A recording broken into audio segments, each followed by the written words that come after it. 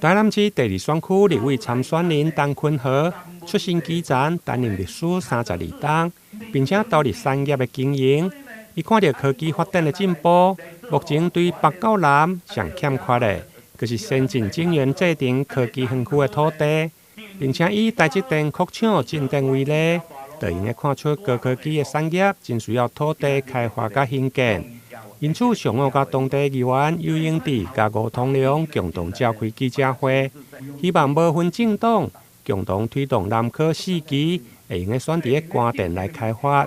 进南科发展已经本身这土地已经无啊，所以我们目前呢是往南在找地方，吹了拢差到710公顷左右，没有规模度。按中央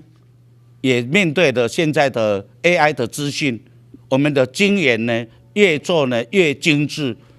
需要的场域呢的需求越来越多，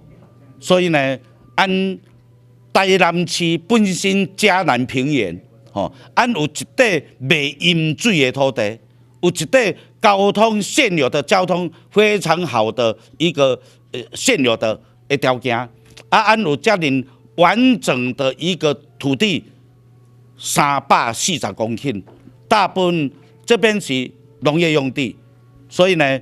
一般农业用地要来尽力处理的这科学园区非常好的条件，而且呢，对台南市第二区的竞争力有绝对的帮助。现任议员当时嘛是第2选区立委参选人陈坤和表示，透过空照图为伫关电朱成江的北边，大约340公顷的土地，不但四面拢有道路，而且土地完整，因此建议中央赶紧来规划，一概解决南科4期的选址问题。如果南科4期会用设伫关电，不但会用产生产业的效益，而且嘛用解决台南县市合并以后，溪南甲溪北平行的发展。台南新闻林根采访报道。